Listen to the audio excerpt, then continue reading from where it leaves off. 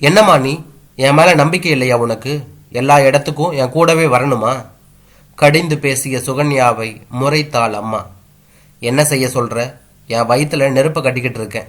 ஒரு பெத்த பெண்ணை கண்காணிக்கிற கேவலமான வேலையை பார்க்க வச்சிட்டியே. அவன் கூட சுத்தாத பேசாதன்னு சொன்னா கேட்குறியா? இன்னும் நீயும் படிப்பை முடிக்கல. அவனும் படிப்பை பாதியில் விட்டுட்டு ஊரை சுத்துறான். ஒரு உத்தியோகம் இருக்கா? என்ன தகுதி இருக்கு அவன் குடும்பம் நடத்த? உன் அப்பா இருந்தால் இப்படியெல்லாம் செய்வியா? உன் அண்ணன் பாவம், என்ன செய்வான்? ஒரு மாசத்துல அவனுக்கு கல்யாணம். இப்போ உன் பிரச்சனை வேற என்று புலம்பி தீர்த்தாள் அம்மா. சும்மா கத்தாத. அதான் நான் அவனை மறந்துடுறேன்னு வாக்கு கொடுத்துட்டேன்ல, அப்புறம் என்ன? வெறுப்பாய் பேசிய சுகன்யா விருட்டென்று பையை கையில் எடுத்துக்கொண்டாள். அம்மா சுகன்யாவை பின்தொடர்ந்தாள். கல்லூரி இறுதி ஆண்டு பரீட்சை. அம்மாவின் கட்டளைப்படி அம்மா கூடவே சென்றாள். இருந்து கூட்டியும் வந்தாள். விமலா, நான் வரேண்டி, பார்க்கலாம். கட்டாயம் அண்ணா கல்யாணத்துக்கு வந்துடு. சுகன்யா சொல்ல, விமலா, கட்டாயமடி, வருவேன், நீ தைரியமா இரு. உன் அம்மா உன் மேல ரொம்ப நம்பிக்கை வச்சிருக்கா. அவளுக்கு தெரியும் உனக்கு எது நல்லதுன்னு. உன் மனசை திடப்படுத்திக்கோ, அறிவுரை கூறினாள். சரி, நான் ஒன்றும் தப்பான முடிவெல்லாம் எடுக்க மாட்டேன். ஆனால் திலீப்பை முழுசா என்னால் மறக்க முடியல, அதுதான் உண்மை. சுகன்யா கூறியதும் சற்று அதிர்ந்தாள் விமலா. ஏய், என்னடி சொல்ற? பயமா இருக்கு. உங்க அம்மா என்கிட்ட நேத்திக்கு ரொம்ப நேரம் பேசினா.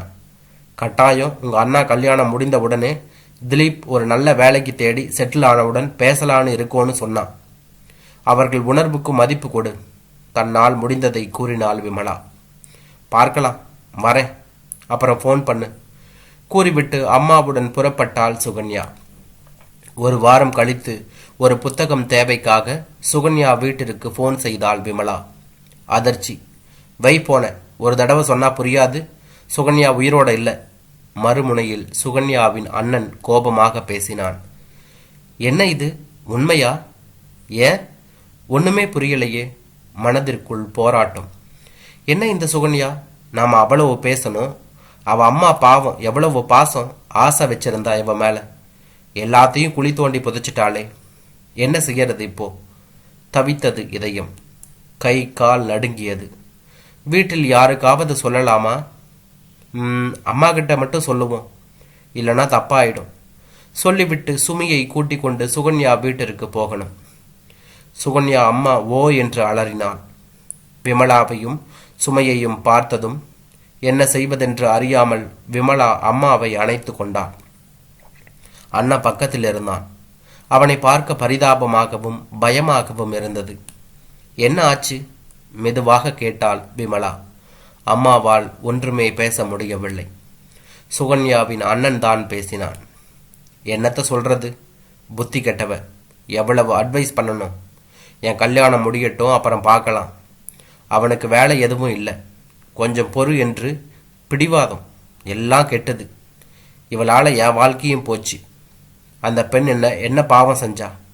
இவ ஒருத்தியால இதோ மொத்த 4 பேர் பாதிக்கப்பட்டிருக்கோம், அவளையும் சேர்த்து. அப்புறம் அம்மா. என்னத்தை சாதிக்க இந்த வேலை? எவ்வளவு நம்பினோம் அவளை. முந்தா நாள் கடைக்கு போய் அவளுக்கு பிடிச்ச 2 பட்டு புடவை, அப்புறம் ரொம்ப நாளாக கேட்டுக்கிட்டு இருந்த நெக்லஸ், எத்தனை ஆசையாக வாங்கி தந்தேன்.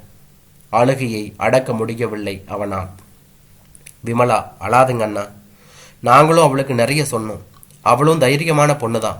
எனக்கு உறுதியும் தந்தாலே தப்பான எந்த முடிவுக்கும் போக மாட்டேன்னு. ஆனா இந்த முடிவுக்கு வருவான்னு கொஞ்சம் கூட நாங்க எதிர்பார்க்கல அண்ணா. இந்தா பாருங்க, அவ எழுதி வச்சிருக்கிற லெட்டரை. பாவம், அந்த பையன் மாட்டிக்கிட்டான். அண்ணா தாழாமல் சொல்ல லெட்டரை படித்தாள் சுமை. என்னுடைய காதலை ஏத்துக்க மறுத்து விட்டான் திலீப். அவன் பெற்றோர்கள் கட்டாயத்தால் என்னை ஏமாற்ற முற்பட்டதால் நான் என் உயிரை விடும் முடிவிற்கு வந்துவிட்டேன். சுகன்யா கையெழுத்திட்டிருந்தான். கீழே திலீப் முகவரி மற்றும் தொலைபேசி விவரங்களையும் எழுதியிருந்தான். இந்த கடிதம் அவளின் அறை மேஜை மீது வைத்திருந்ததாக அண்ணன் கூறினான். போலீஸ் திலீப்பை விசாரிக்க ஸ்டேஷனுக்கு அழைத்து சென்றார்கள். ச்சே, என்ன இவள், ஏன் இப்படி முட்டாள்தனம் பண்ணியிருக்கா? அந்த பையன் என்ன பாவம் செஞ்சான்? இவளைதான் கல்யாணம் செய்துப்பேன்னு தவமா இருந்தான். அவனை போய் போலீஸில் பிடிச்சு தந்து விட்டாளே. எல்லாம் முடிந்து விட்டது. இனி என்ன செய்வது? விமலா புலம்பினாள். தாங்க முடியலடி விமலா. இதோ இவன் கல்யாணம் நின்றுடுச்சு. பெண் வீட்டிலிருந்து நேற்று வந்து ஒரு பிரளயமே பண்ணிட்டா. அவ மேல என்ன தப்பு?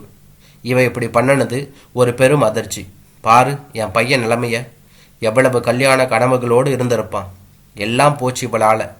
இவ மேல எத்தனை நம்பிக்கை வச்சிருந்தேன். இந்த 3 மாசமா கூடவே போய் கூடவே வந்தேன். அம்மா தலையில் அடித்து கொண்டு அழுதாள். யாரு வீட்டில்? வெளியே வாங்க. ஒரு 10 பேரின் குரல் ஒன்றாக கேட்க இவர்கள் அதிர்ந்தார்கள். வெளியே திலீப்பின் உறவினர்கள். என்ன இது நியாயம்? உங்க பொண்ணு தற்கொலை பண்ணிப்பாலாம், எங்க பையனை தூக்கி உள்ளே வைப்பாங்களா? என்னம்மா பொண்ணை வளர்த்துருக்கீங்க? என்ன பதில்? பாவம், ஸ்டேஷன்ல அவனை பின்னி எடுக்கிறாங்க. நீங்க இங்க கும்மாளம் அடிக்கிறீங்களா? இதுல கல்யாண ஏற்பாடு வேற. அதிகாரமாய் பேசினார் ஒருவர். அம்மா கதிகலங்கி போனாள். அண்ணாவிற்கு பேச விருப்பமே இல்லை. யாரும் வாய் திறக்கவில்லை. விமலா மெதுவாக எழுந்து வெளியே சென்றாள். கை கூப்பி நின்றாள். தயவு செய்து புரிஞ்சுக்கோங்க, நான் சுகன்யாவோட ஃப்ரெண்டு. அவ செய்தது மிகப்பெரிய தவறு. இவர்களும் மன உளைச்சல்ல இருக்காங்க.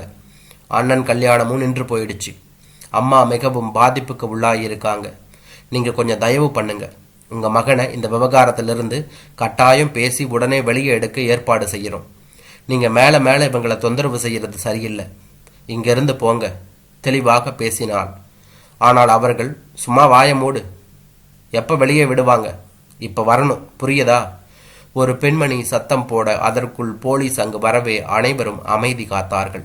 அம்மா, அண்ணன் இருவரும் விமலாவையும் சுமியையும் அவரவர் வீட்டிற்கு போகும்படி கேட்டுக்கொண்டார்கள். அண்ணன் போலீசிடம் எழுத்துப்பூர்வமாக திலீப்பை விடுவிக்க கோரி அதன்படி அவன் வெளிவந்தான். 4 மாதங்கள் கழிந்து மிகவும் போராடி நிச்சயித்தபடி அண்ணனின் கல்யாணம் ஒரு சிறு கோவிலில் நடந்தது. விமலாவும் சுமியும் சென்றார்கள். அம்மாவிற்கு சற்று ஆறுதலாக இருந்தது. ஒரு பெண்ணின் முட்டாள்தனமான முடிவால் எத்தனை பிரச்சனைகள், வேதனைகள். மனதில் சுகன்யாவை வெறுத்தாள் விமலா. கொஞ்சம் கூட அவள் மேல் பரிதாபம் வரவில்லை.